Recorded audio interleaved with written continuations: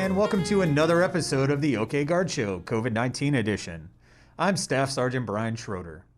You know, I used to be addicted to the hokey pokey, but luckily I was able to turn myself around.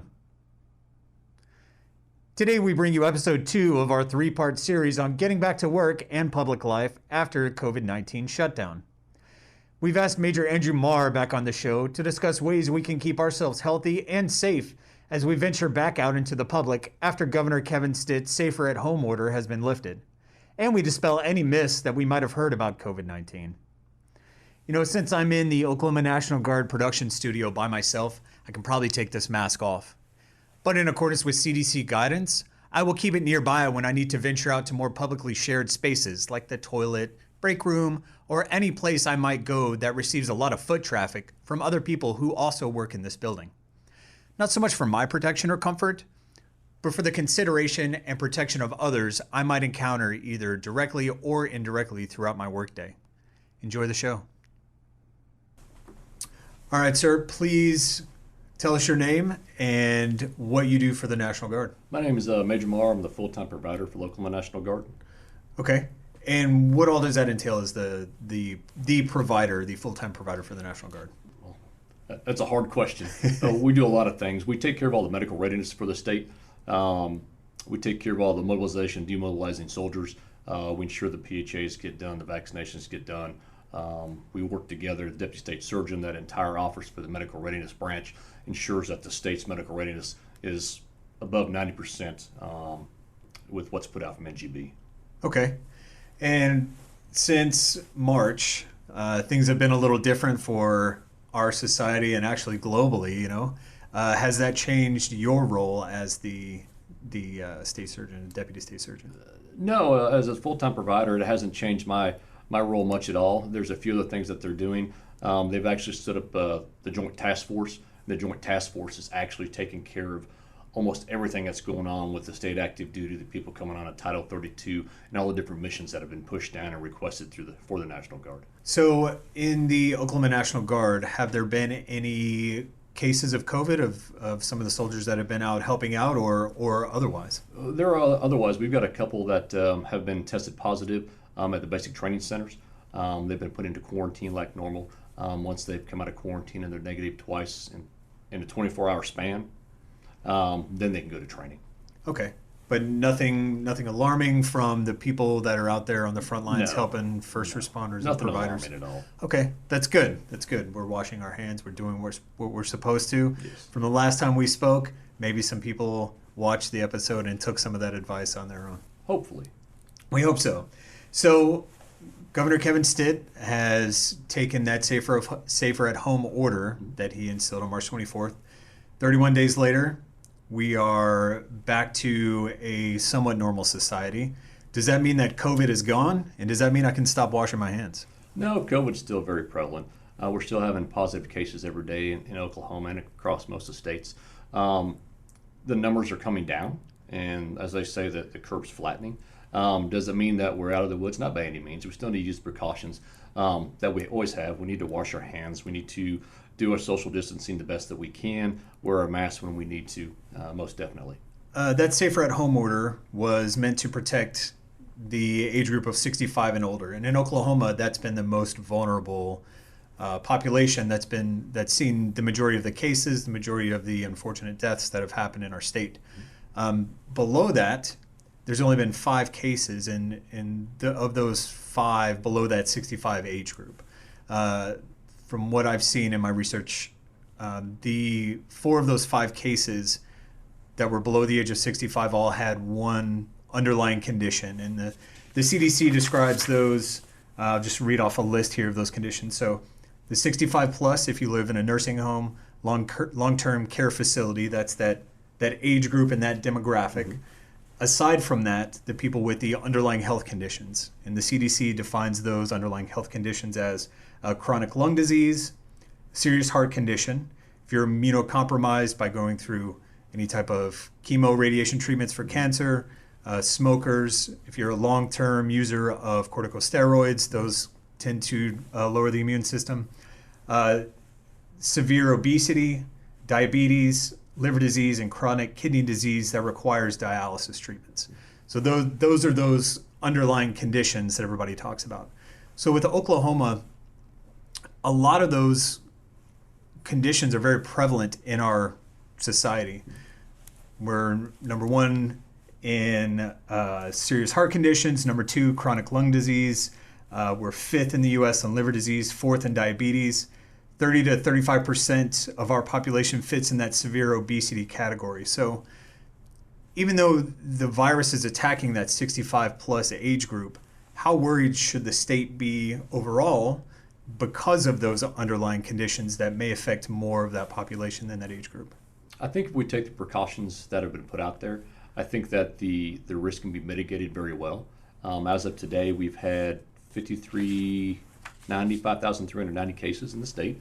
We've had 288 deaths, which overall, compared across the nation, we're doing very well. So what we're doing is working. We need to continue to do the steps that we're taking. I know we're going to start going out into the communities more. A lot of people haven't stopped. If you've seen Home Depot or Lowe's for the last 2 months, you can't find a parking spot. Some wear masks, some don't wear masks. I think that the older population, if they take those risk mitigating factors, wearing the mask, washing their hands and things like that, I think we'll be fine.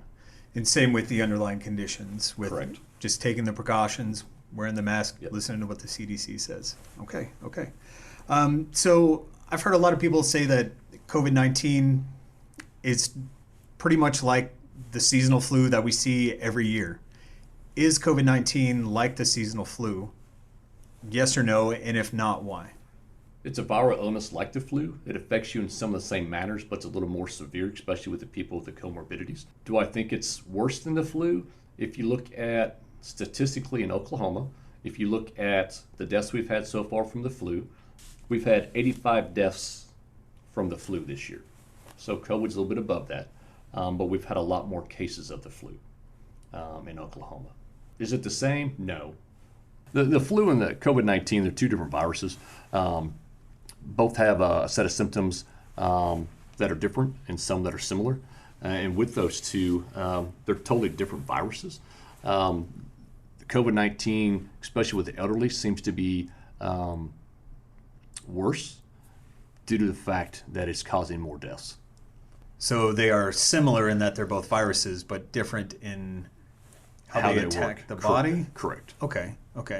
And we hear of the virus is mutating. What they saw in China is different than what they saw in Italy, is similar to what we've seen, but different than what we're seeing here in the U.S. Mm-hmm.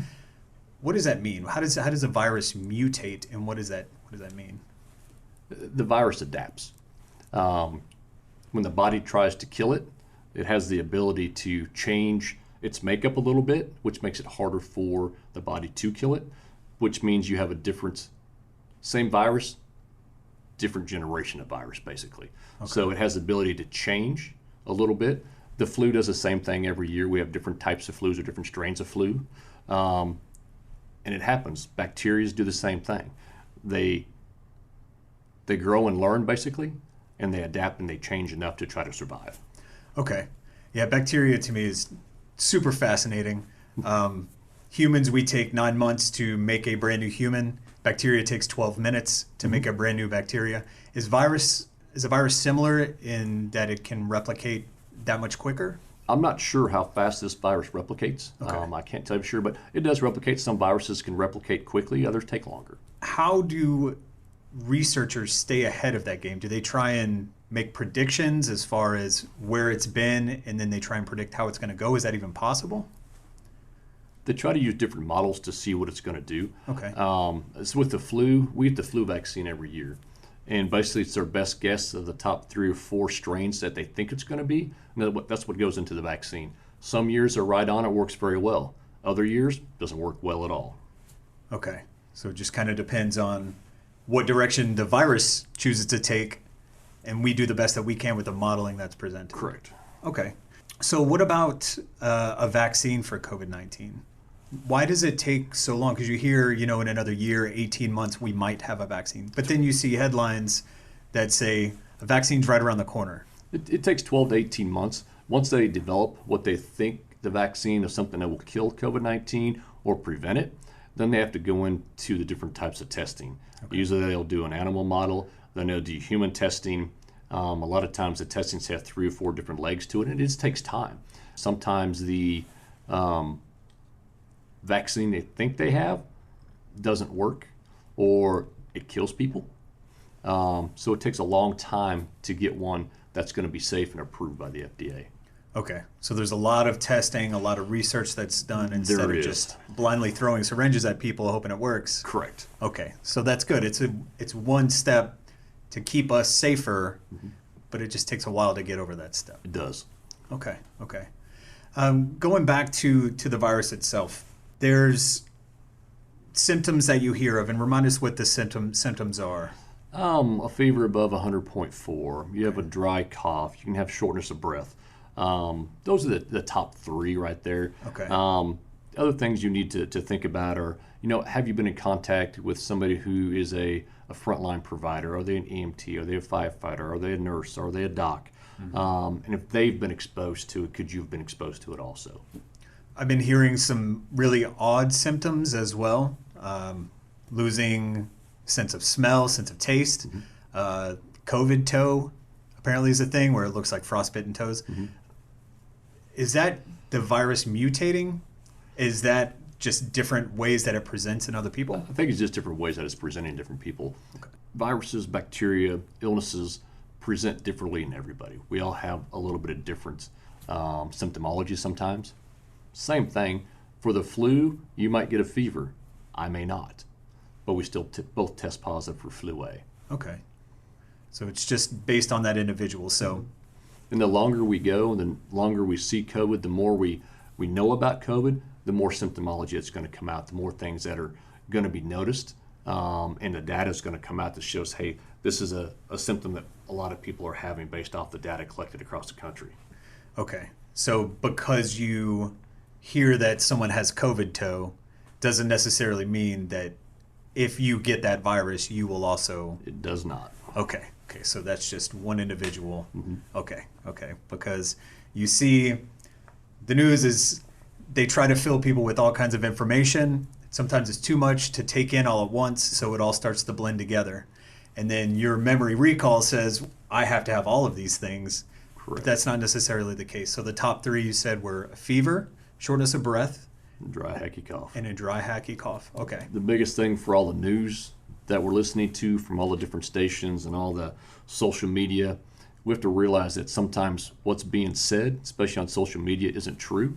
It's spun to the left or to the right. If we actually sit down and do our own research, if we see something that says, hey, this says X, Y, and Z, go to the CDC website, dig into the research, do your own research, and educate yourself, because that way you know what the truth is out there.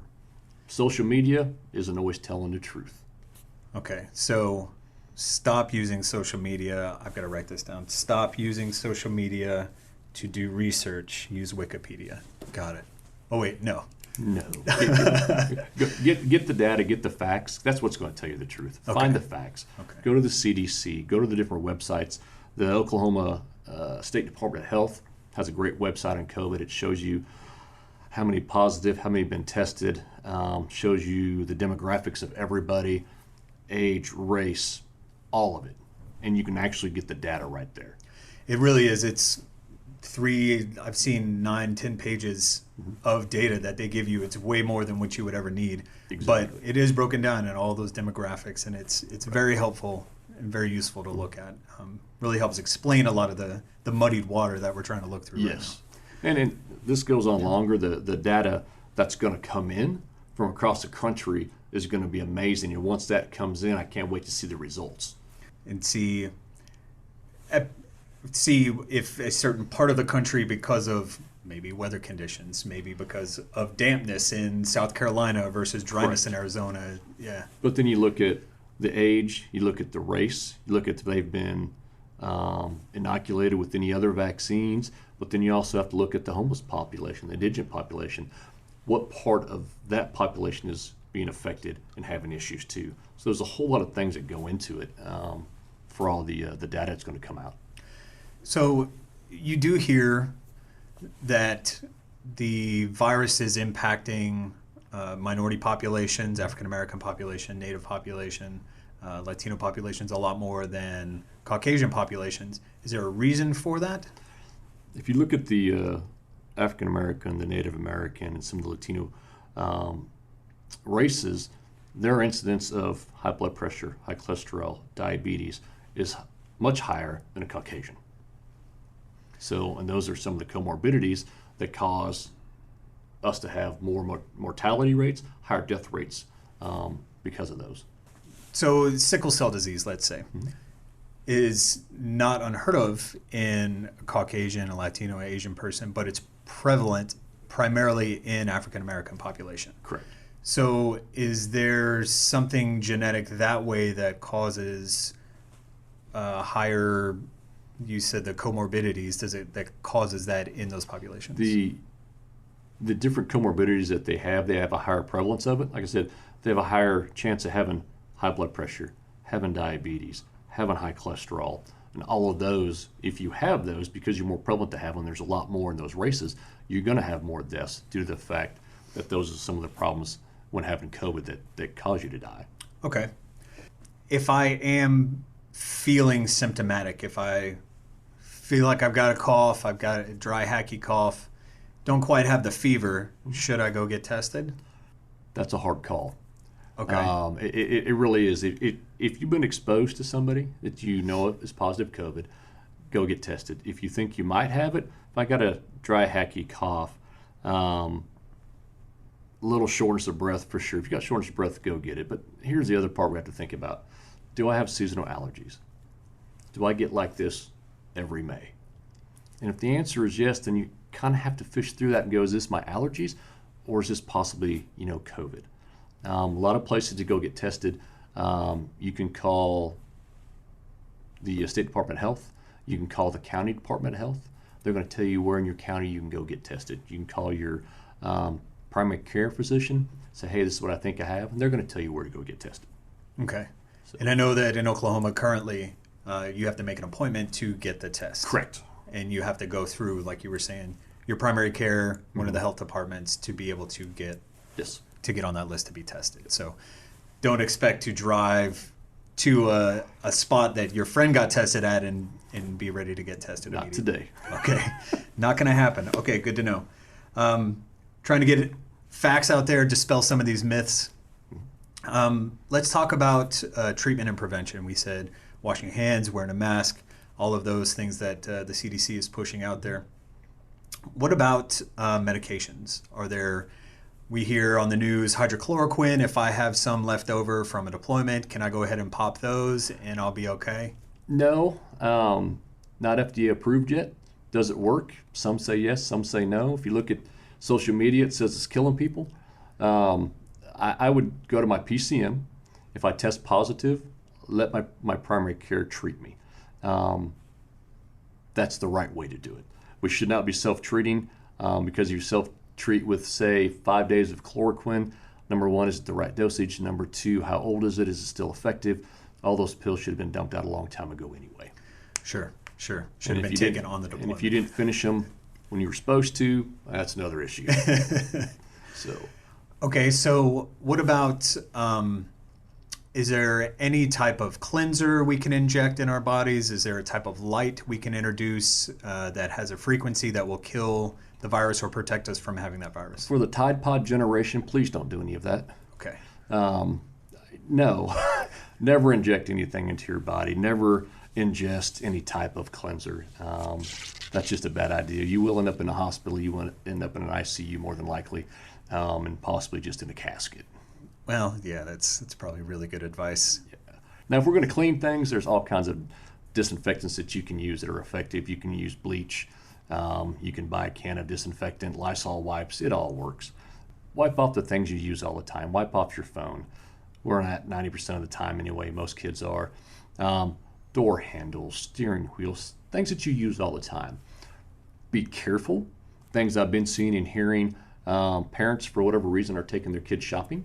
Some parents are single parents. They have to take their kids shopping. Mm-hmm. Make sure when you put your kids into the shopping cart, if you wipe it off with a disinfectant, that's going to be in your kid's skin if they're wearing shorts. And they can get chemical burns. So you need to be cautious about that.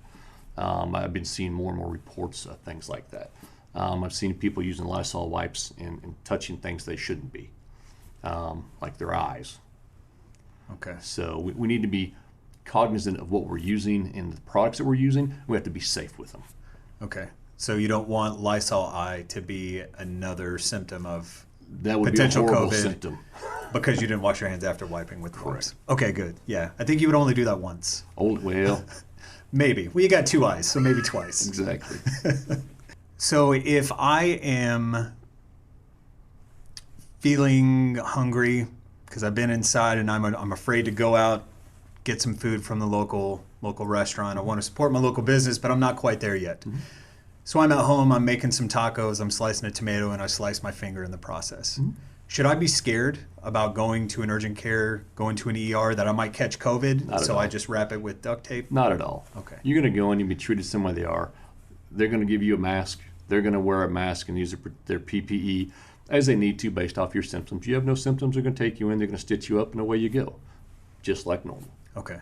And normal checkups that I need to attend, everything like that is okay? It's not just emergencies I need to do? They are. A lot of the doctor's offices I know in Fort Sill, they've gone to a lot of telemedicine.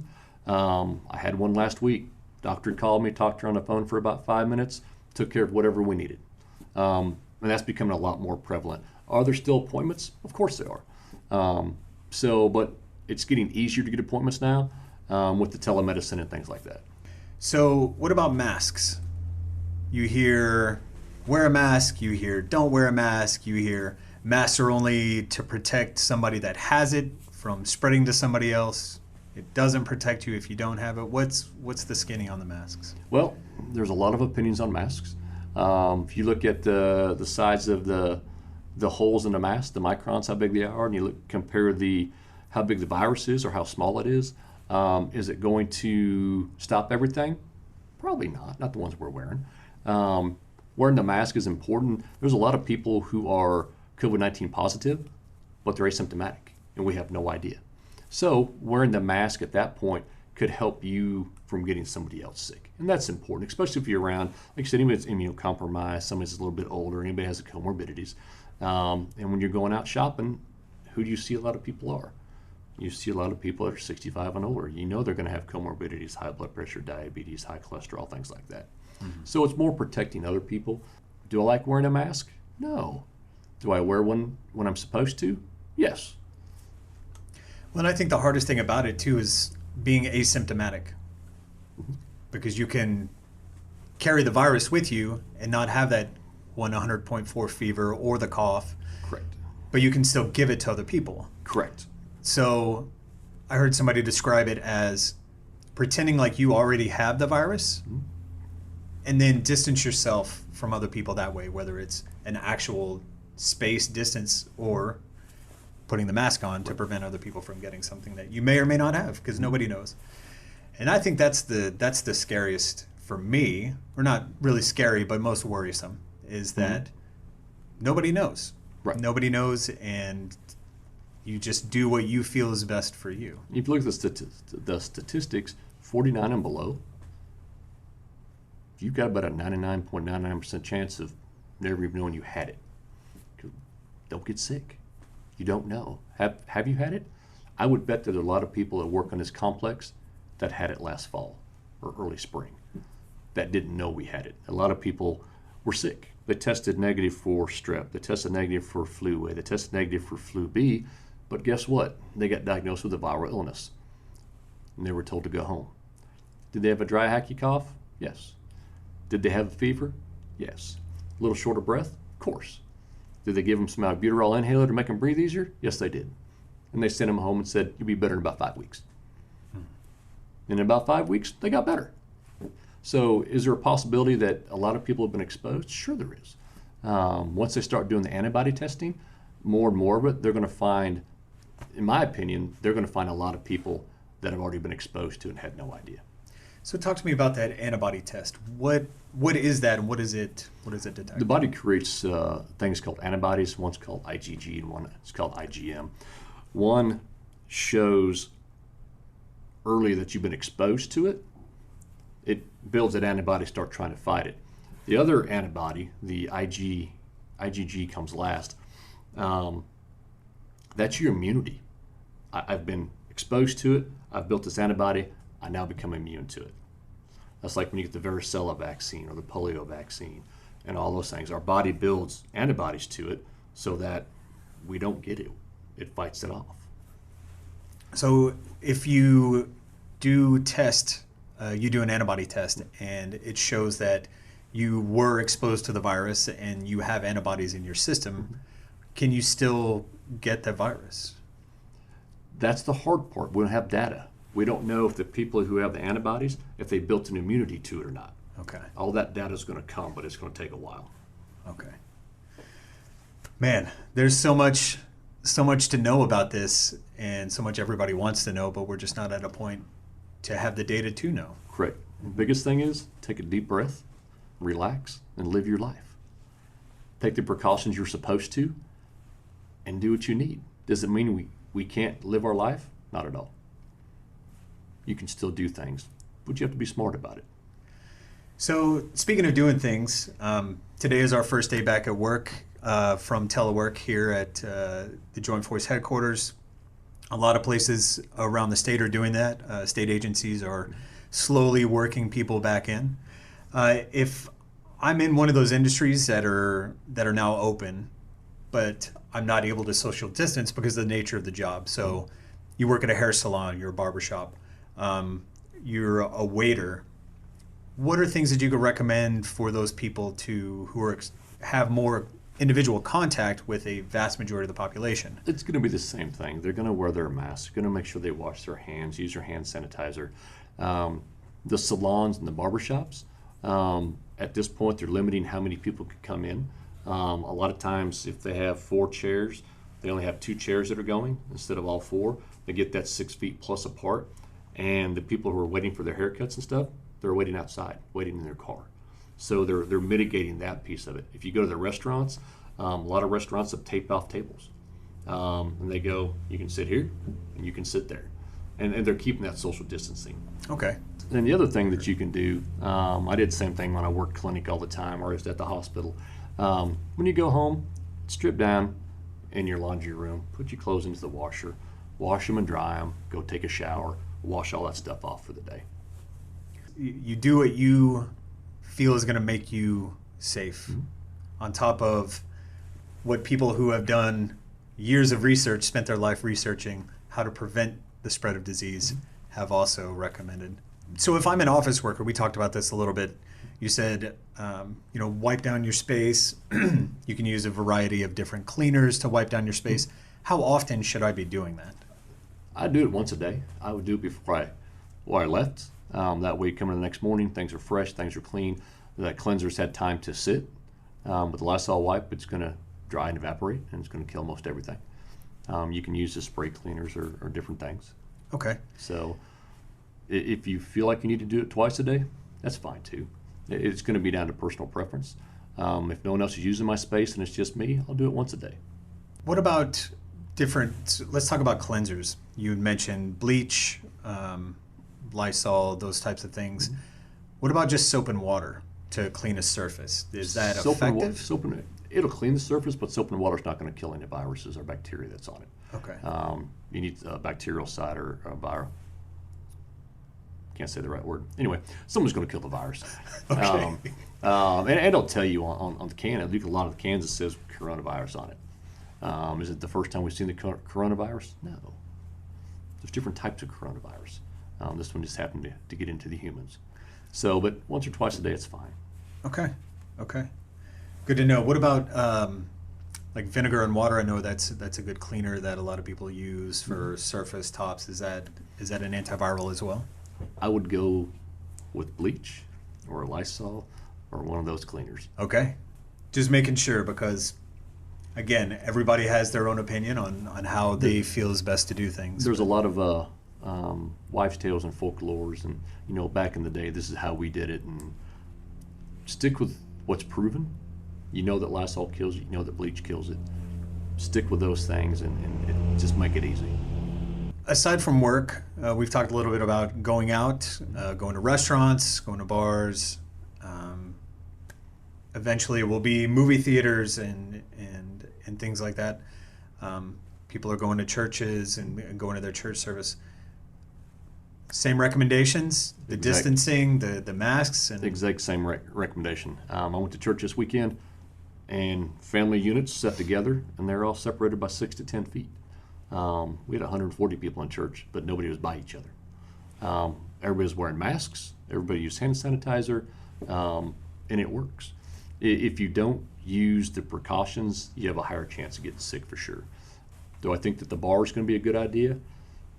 I don't know how they're going to regulate a bar and keep everybody apart, unless they shut down the pool tables, the dartboards. They take out chairs from the bar. They take out chairs from the tables. It makes it very difficult. If you go to a bar, people sit together and talk. Mm-hmm. It's going to be very difficult to social distance there. People get creative in times like this. I got a friend in Nebraska who actually owns a bar. They've been closed down for 8 weeks now. But once a week, she has a Zoom meeting. They call it a pub call. And for an hour and a half, all of her customers call in, and the Zoom meeting's her behind the bar, and they're all on Zoom talking, having drinks, and interacting like they were there, which is a beautiful idea because people still get to interact and talk to everybody and see how things are going. Yeah. Plus, you don't have to worry about potential DUI, get on the road after you've had some drinks because you're already home. Your social distance, you don't have to worry about any of that. Yeah. It's a great idea. I wonder if these things will carry on after. I think we've learned from this that teleworking, telemeetings, Zoom meetings, things like that, work very well. I have a feeling a lot of businesses, this is just Drew's opinion, will probably incorporate some of these things to make it easier. I think so. And people are seeing how effective they are, like you were saying. Mm-hmm. And why not? If you don't need to, why? Right. You know? Is it necessary when I go out to wear long sleeves or pants to protect myself from the virus? No. So it's not anything that can get on my skin. It's not a flesh-eating bacteria. No, it's not a flesh-eating bacteria. Can you get on your skin? Sure. Is it going to bother you? Unless you have an opening or cut or something? No, you'll be fine. It's a respiratory issue. Okay. And we hear that with the weather getting warmer, the chance of this virus going away, kind of like the seasonal flu where, you see it in the spring, you see it in the fall, winter. That is the thought process. We'll find out here in about a month and a half. So could it be like the flu, and could it kind of ebb and flow? Could it go away for the summertime, and could it come back in the fall? Sure, it could. We don't know what's going to happen yet. Do you know if there are plans being set in place, like contingency plan in case that does come back, so we already have a response set in place from your perspective? I can say that the state, all the governments, parts of the government will be looking at this. And it's not only the government, it also comes down to the high schools, the colleges, and all those things too. There's some colleges I know that have already worked on and set up teleclasses again. I got friends who are nurses that teach the nursing students, and they're studying up this summer in case they have to do teleclasses again, and they're getting all that stuff ready to go. So I've heard that at several meat packing plants or meat processing plants that people have been testing at very high rates. You see it on the news, testing very high rates of COVID. Should I be concerned about the meat that I'm eating or where I get my meat from? Because, COVID, they say that they trace that back to eating bats. H1N1 was chicken.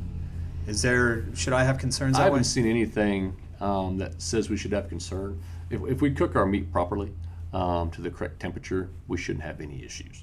The problem comes when we don't cook things properly. Okay. So making sure you don't have medium rare chicken breasts or... You have to hit the certain temperatures you're supposed to get to for pork, for chicken, for beef. We need to make sure that we get there. Okay. No medium rare pork chops. Good to know. It's also the name of my dog. I don't want to cook him medium rare either. My family is very persistent about getting together. I have a very large family. Mm-hmm. So we've been trying to find ways that we can be together but be outside, family barbecue, and things like that. Would you recommend, is that safer than going to a restaurant? Is it all the same? Are we rolling a dice either way? I think you're going to roll the dice either way. It depends on the family. I know a lot of family units. mom, dad, grandma, grandpa, the kids and everything, they haven't gone anywhere for the most part. Parents have been working from the house or laid off. They go to the grocery store. They need to, I got friends who their parents are older and they're keeping their parents at home and said, you're grounded. We will go get stuff for you. Go outside the yard, mow your yard, do what you need to, stay away from everybody. A lot of times if those family units, if everybody stayed away, would it be okay to have a barbecue and be able to social distance a little bit? Probably safer than going to a restaurant where things are more enclosed. Would I recommend all of them? No. Do I think that the populace is tired of being cooped up? Yes. Do I think people are going to start taking more and more risks? Yes. Do I see people out barbecuing in their driveways now? Yes. They're going to do it. I think if you keep it in the family unit, I think it'll be safer than having all the neighbors over because you have no idea where everybody's been, if that makes sense.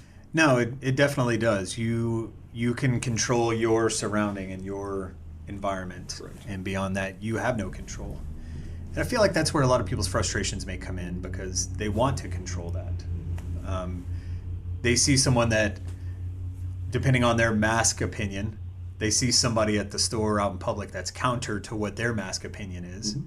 and they want to shake that person or go up and talk to them, but it's not really their place to do that. It's not. If you look at the research, you can find arguments for both sides, for wearing a mask and for not wearing a mask. You have to pick which side you want to be on.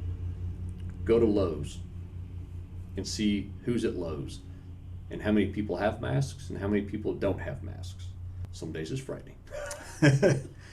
But some people are willing to take the chance, and a lot of people are younger, and they're not worried because they're not going to get sick. The issues that we have are we going to get our grandparents sick, or mom and dad who are in their 70s sick? That's where the issue comes in and the concern. Let's talk about staying healthy. You said that, if you're below that 65 and older age group, chances of catching this are very low because typically that age group below 65 is healthier. Mm-hmm. What are some ways that we can maintain that healthy lifestyle? It's going to be the same that we always do. Healthy eating, lean meats, fruits, vegetables. Stay away from the ho-hos, the ding-dongs, the fried foods, potato chips, all the soda and things like that. When you're at home, just because you're quarantined, doesn't mean you can't exercise. Exercise is not going from the couch to the refrigerator and back. What if you do it twice? It depends what you're carrying back with you. 2 reps. But we can exercise at home. Can you go running? Sure. How many people are running with you? 0. I can tell you where I live, I see the same 4 people run every other day. There's not a lot of people out there running. Have I seen people at the local track? I've seen 3 people, the same 3 people in the mornings, who are out there walking around the track every morning. It's not a large populace.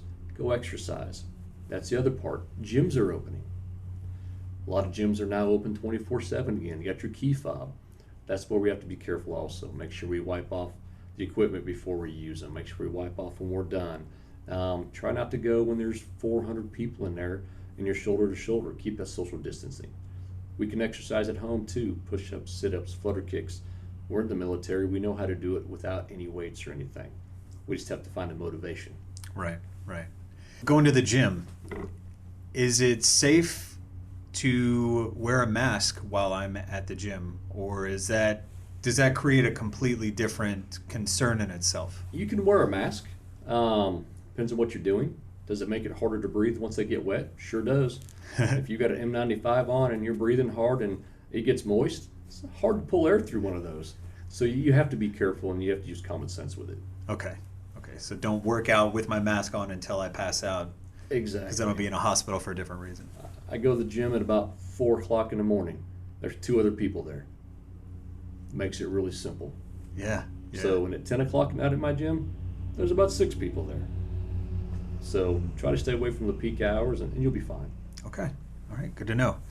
What other aspects of our lives can we look at to maintain our physical health? You also have to look at your spiritual health. Your mental health is very important. A lot of people they feel isolated right now. I know my grandmother's 102, and she's in assisted living, and they stay in their room all day. They don't even bring them down to meals anymore. Everything's taken to them. So we try to video chat with people. Little things help. A phone call, a text, just asking, hey, how you doing? My brother and my sister go see my grandmother. They just stood on the other side of the glass, and they sit and talk on the phone. Seeing people makes you happy. It increases your neurotransmitters, and it's good for us. Being isolated, being by ourselves, it's very difficult. So when you still need to interact, it's like us talking the Zoom meetings that they have. Those are great because you get to see all your friends and you get to interact with everybody. You're just not touching them. Yeah. You still get that dopamine release from that human contact. If you're spiritual and you're a churchgoer, my church has been doing online church for 6-7 weeks. We just opened back up this week. But there's a lot of things you can do like that. We've got a Facebook page and people are posting stuff all the time. That, I think, is one of the things that will help people the most, is trying to maintain that positive attitude. We've had some podcast episodes about thought creep and how different thoughts can creep up in your mind and then start taking over like a virus and infecting all of your thoughts. So recognizing when that happens and negative thoughts take over quickly, give you a negative attitude, and then things get bad. Yeah. So it's good to know, staying positive, not letting your mind get away from itself. And one thing that's helped me is staying off of social media. When I get done researching, no longer researching, I turn it off. And I've stopped following certain things because I can feel my body becoming tense when I look at it versus my body releasing when I see things like puppies or a nice landscape photograph that someone took at a beach. Right. And it really does make a world of difference just instantaneously. The other part that we need to do, we all have friends and family who already have issues with anxiety or social isolating and different behavioral health issues. Those are some people we need to check on, especially if they've lost a job or they're working from home, or they're having it. Just call them. Hey, how you doing? What's going on? You doing okay? Shoot them a text. Most of the time they'll be fine. Sometimes they may reach out and say, I'm not doing good. Those are the people we're going to reach out, get them the help that they need. So what are some good resources that people like that can go to, or if you know of someone, you can pass some information along to them? For us, for the military, you have Military One Source. You have the Crisis Line, which is amazing, especially for here in Oklahoma. You call a crisis line, they're going to know who your behavioral health people are in the state. They're going to get you hooked up with them. Michelle Burris, John Dixon, great assets for us. Captain Mathis Kerr. For us, those are our go-to people. If we find out and learn about people who need help, we're going to pick up a phone and call. And at that point, if we need to, we can get them in to be eval'd. A lot of the behavioral health, different places around the state are doing telehealth. They're going to call and do an interview, their intake over the phone. And at that point, think they need to come in, then we'll bring them in. What positives do you think are going to come out of this whole thing? I think we're going to find that people are a lot more resilient than they thought they were. We're going to have some hard lessons when we're done with this. But other people have found out that there's certain things in life that we can live without, that we didn't really need. I think that's going to be a good thing. I think a lot of family groups have come closer together. Mom and dad are at home because either working from home or laid off. All of a sudden the family unit's having dinner together every night again. That's a great important thing to talk about, how the day's gone and to build that family relationship and those bonds. That's an awesome thing. It's a great positive that's going to come out of all this. Yeah. No, I agree. So, all right. Major Marr, is there anything else you'd like to add to either strengthen people's opinions or help release any tension or stress that people may have in their minds during this time right now? Like I said before, the biggest thing is just take a big deep breath. It's going to be okay. It's no different than a lot of things we've gone through already. The H1N1 outbreak and all the different pandemics and things that we've gone through, we always survive. The biggest thing is keeping a positive attitude, researching your own to find the facts. Don't get caught up in all the hype and the junk that's put out there. A lot of things are spun. There's a lot of false news that's put out. Social media is horrible for it. Get with your friends and your family. Make sure you keep in touch with everybody and just live. life hasn't stopped. We're still living. You can go for a run. You can go for a hike. You can go fishing. Things are open back up. All right. Go live life. Just be cautious. All right. Well, thank you very much, sir. We appreciate you coming by. You bet. Have a great day. All right. Thank you for joining us today. Please make sure to like the Oklahoma National Guard on Facebook, Twitter, Instagram, and see more photos of our airmen and soldiers working the front lines of the COVID-19 response in Oklahoma on our Flickr page.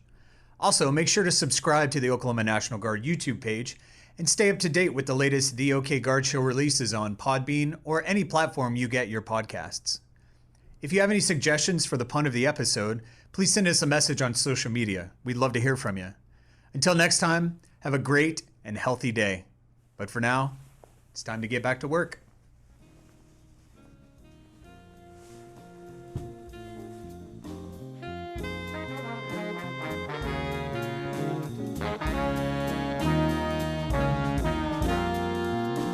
The OK Guard Show is produced by the Oklahoma National Guard Public Affairs Office.